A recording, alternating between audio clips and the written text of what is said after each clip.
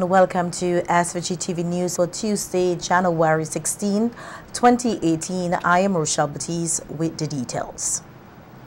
Prime Minister Dr. Ralph Gonsalves has denied claims that his administration impedes grant money solicited by some persons here. In a heated exchange at a media conference on Monday, PM Gonsalves answered a question posed by journalist Kenton Chance of Eyewitness News, who alluded to grant money seemingly being denied to him to purchase equipment for his online news site. PM Gonsalves explained that the monies, which were borrowed from the World Bank at a low interest and offered as a grant to persons in the information technology enterprise, was not meant for online news entities. Eyewitness News, I've been advised, applied for a grant. But the rules, as is understood by the persons who are allocating the grant, not the politicians, we don't involve in any grant, said that it didn't include a media organization for the simple reason that the government is not in the business of giving grants to media organization, whether it is print or online newspaper like Kenton. I don't know if that's the case you're raising, Kenton. If that is the case you're raising, I tell you straight and plain that ain't, I don't know, you have that in your craft? Chance explained that remarks made by Star FM radio commentator Frank De Silva alleged that the journalist was slighted, hence the reason why he was writing against the government. Chance immediately refuted De Silva's claims and stated that he was just doing his job. PM Gonsalves, however, pointed out that if Chance was solely informed by government bureaucrats about the grant and other media organizations did not know he was being put at an unfair advantage. You're introducing a third person in a conversation. I didn't hear what they say. I can tell you what are the principles upon which the grants, and I had nothing to do, and no minister had anything to do with the award of any grant. The only matter is that we are concerned to see that the criteria which I established are followed. The point I'm making, and I don't want you to miss, is this: that if you, out of all media houses which have an online publication, if you're the only one that got a call encouraging you to apply, it means that that bureaucrat was giving you, seeking to give you an unfair advantage if they did not call the others personally and tell them. But Prime Minister, remember I said media entities, and we have to think of the media as very broad.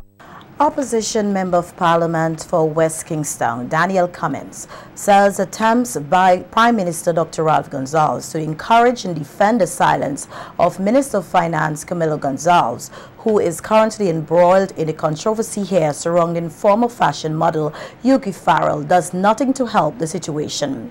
Calling in on Boom FM on Monday after the Prime Minister, who continues to give his legal opinion on the matter. Cummins said the decision by the Minister of Finance to remain silent on the issue is not working out well. It is not right and proper for a father to be the one to come on radio and try to explain the actions of a son who is a public figure, who is a member of Parliament, Minister of Finance, who has been accused repeatedly of very serious charges. So all that Ralph Gonsalves as Prime Minister is trying to do on behalf of Camilo Gonsalves is not helping Camilo, but is for persons who have common sense. It would lead them to believe that clearly this is an attempt to cover up. It is wrong, it is improper. It is not for the Prime Minister to explain what is taking place with his son. It is wrong.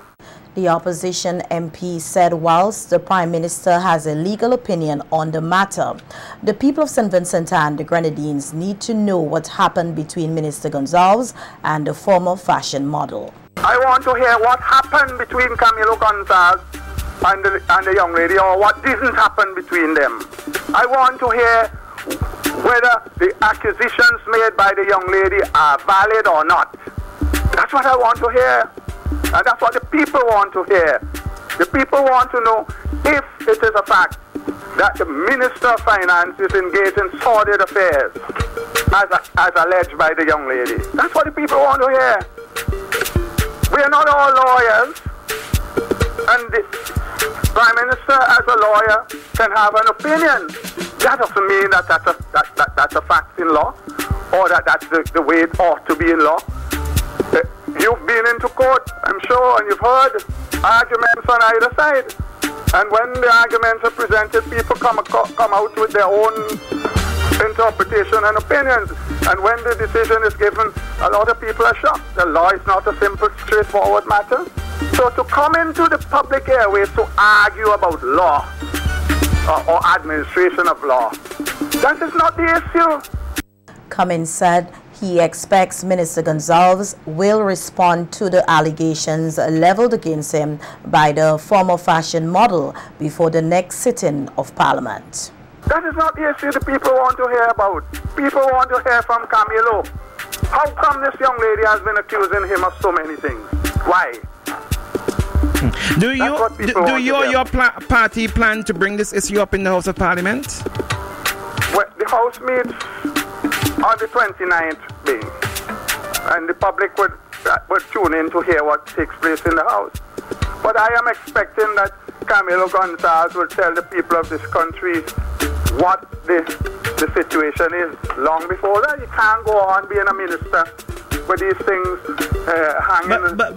But what if the silence from Mr. Gonzalez continue? Do you plan to raise the issue in the House of Parliament?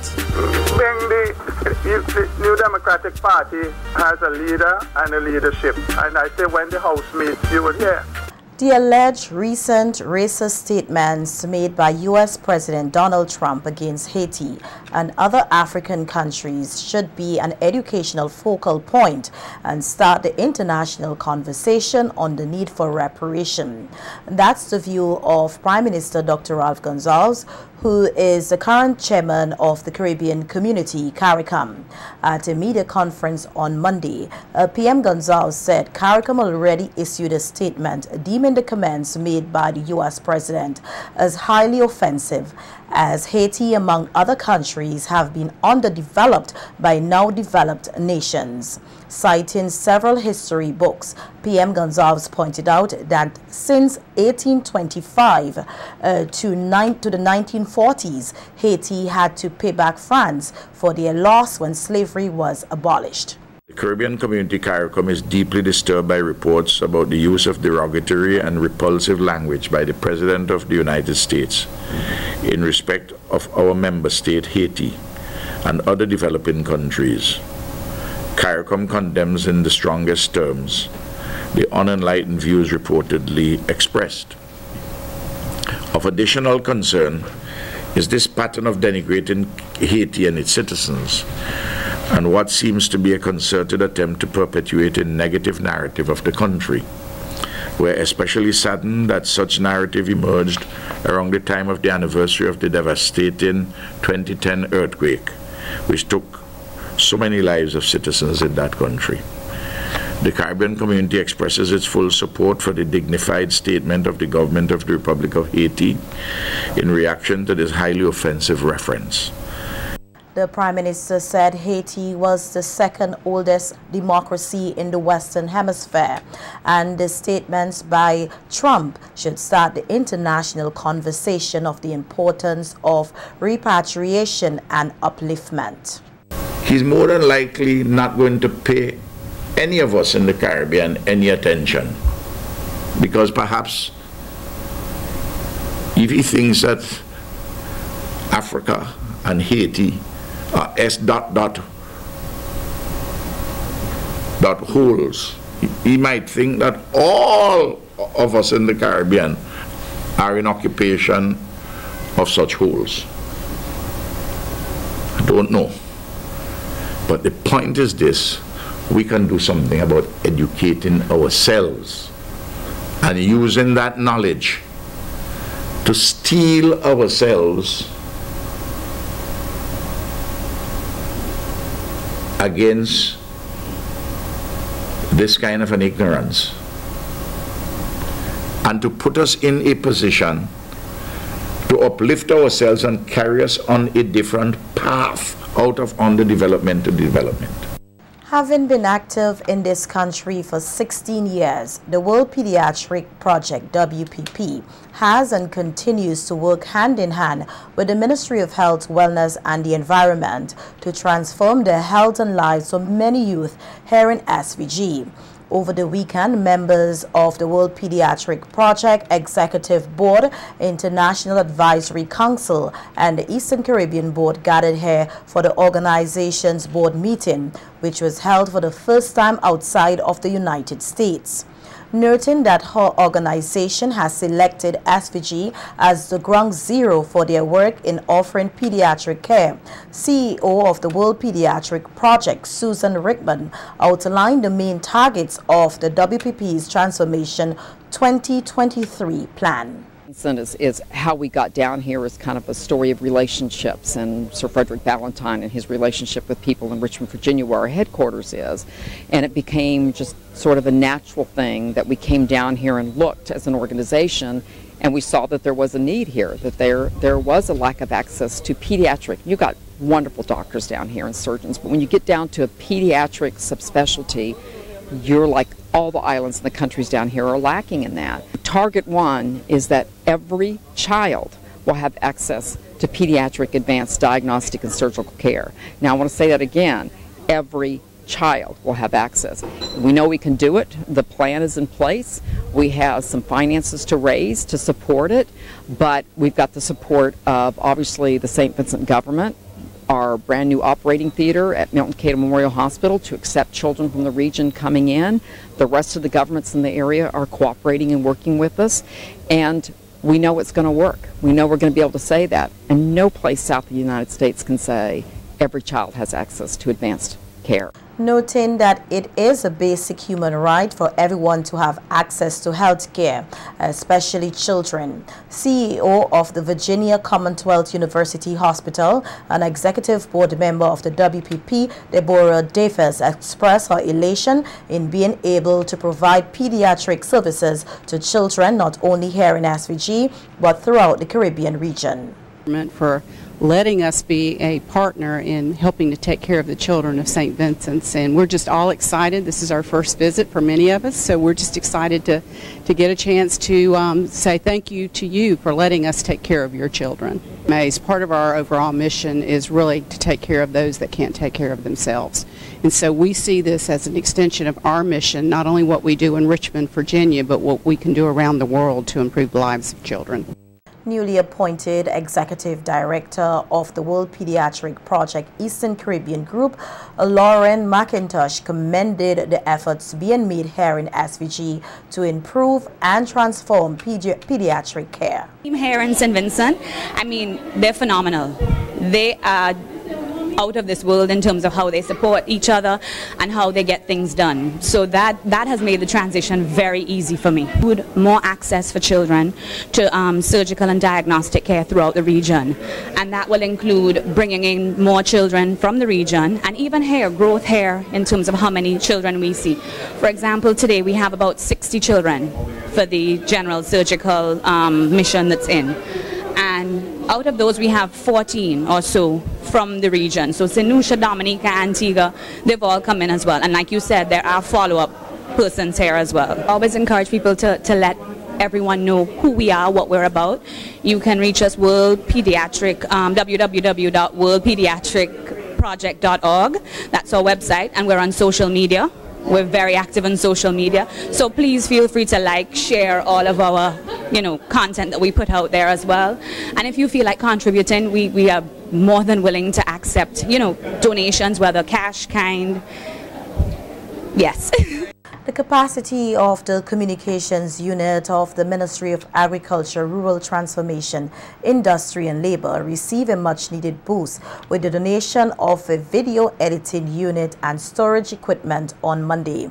The equipment is valued at 10,000 EC dollars and was handed over to the unit as a means of supporting the promotion of a pilot project under the Caribbean Climate Change Partnership Project. Under the partnership project, the process of implementing several other pilot projects across St. Vincent and the Grenadines is set to be underway, aimed at fostering agriculture community-based, climate-smart, resilient infrastructure, renewable and efficient energy, as well as sustainable livelihoods for food security.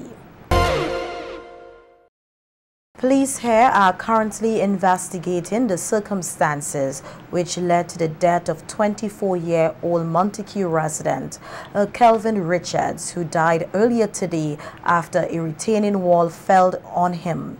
The fatal accident took place in the Evesham village, where Richards was working as part of a construction team to reinforce an existing wall. SVG-TV's Nikita Tony tells us more in this report. Richards and Thomas families of Montague Mesmo are currently searching for answers as to how their relative Kelvin Richards lost his life while working on a construction site in the neighboring Evesham village earlier today, Tuesday, January 16th. According to a release from the Public Relations and Complaints Department of the RSVG Police Force, around 10:20 a.m. this morning, the police received information that a retaining wall had fell on Richards while he and another laborer, Alvin Thomas, were digging a trench to reinforce an existing wall that barricades a private property in Evesham. On arrival at the scene of the fatal accident, family and friends of the deceased were devastated as they witnessed the retrieval of his body from the remains of the crumbled retaining wall. We were able to speak with Richard's step-grandmother, Brenda Thomas, whose son Alvin Thomas was also injured in the accident. Thomas said she was still in disbelief about what had transpired. I was at work. I get a call from the driver of the car we gone down there, and the driver said, Miss Thomas, Miss Thomas. So I said, who is this? And he said, calm down. You know, Kian walking, Kian and X, we just call him X. You know, Kian and X walking with me. Me say, yes. He said, well, there was a little accident and X dead, and Kian like he get injured.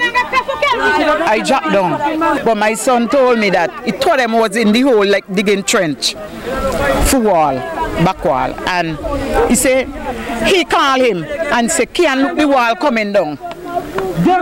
But he get out before the one. According to Thomas, Richards, who was affectionately referred to as X, is an only child and would surely be missed by his family and peers. Last night he sleep. He even sleep on the rug outside watching TV. I get up this morning, I wake him up. He brush his mouth and he get ready to go to work. But I left before him. He's a nice guy. If I say coming from town, he come down for all the baggage and carry them home. If I come in from work and I have anything heavy, he come and he take it. All the aunties and them home, if they ask him to go any way, I do anything for them. Down to wash ways, he doing it.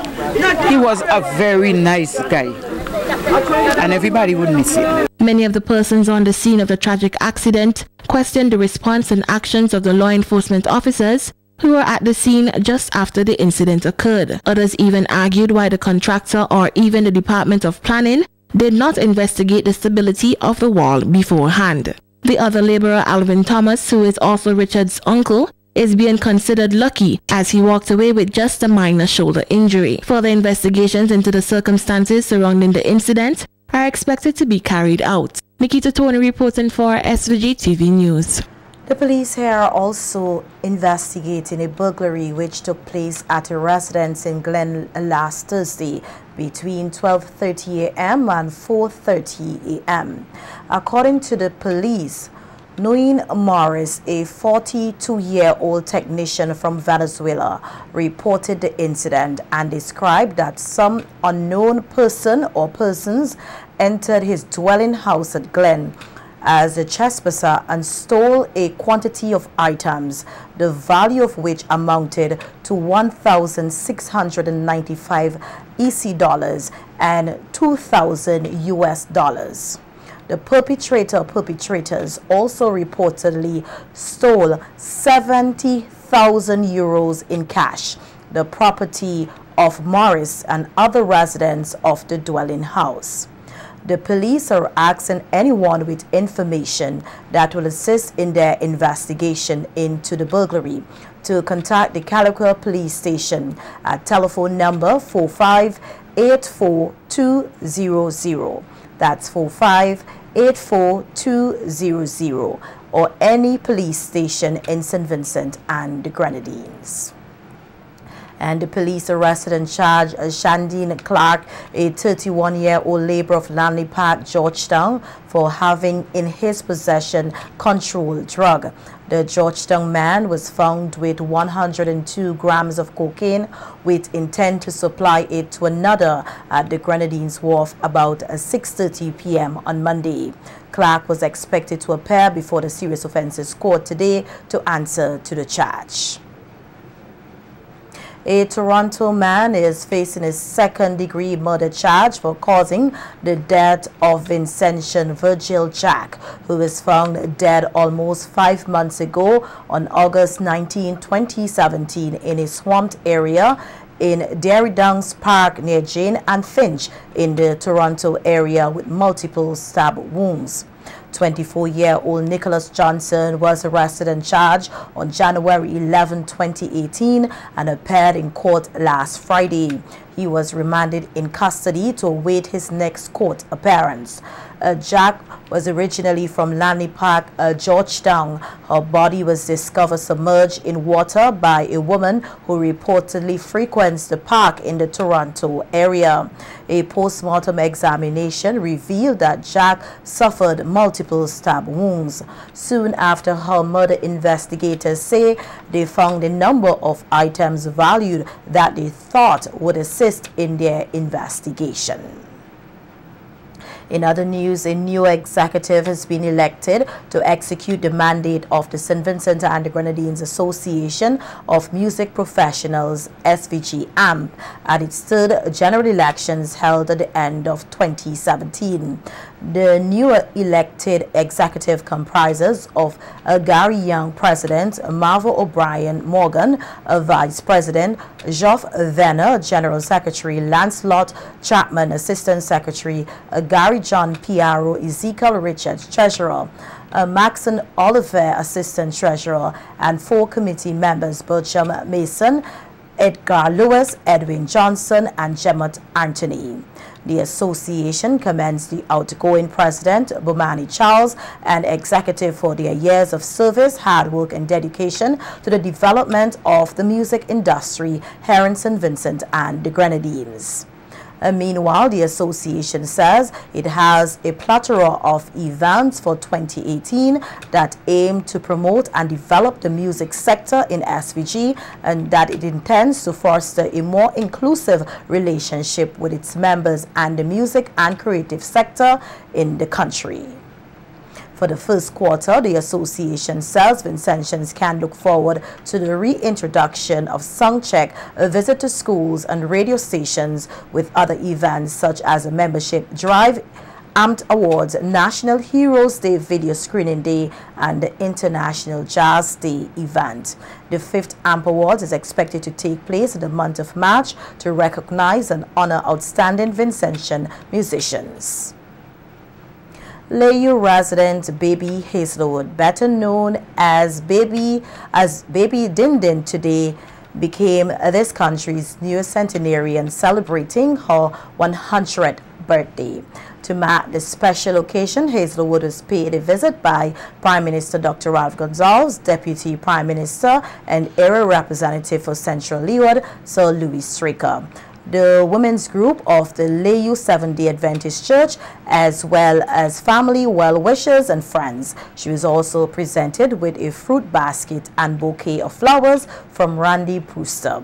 Hazelwood used the opportunity to express her gratitude to God and the people present, and also took the time to tell stories of her past while giving words of encouragement and advice to everyone. The gathering also sang and prayed with Hazelwood, with a small Thanksgiving ceremony ended with farewell kisses.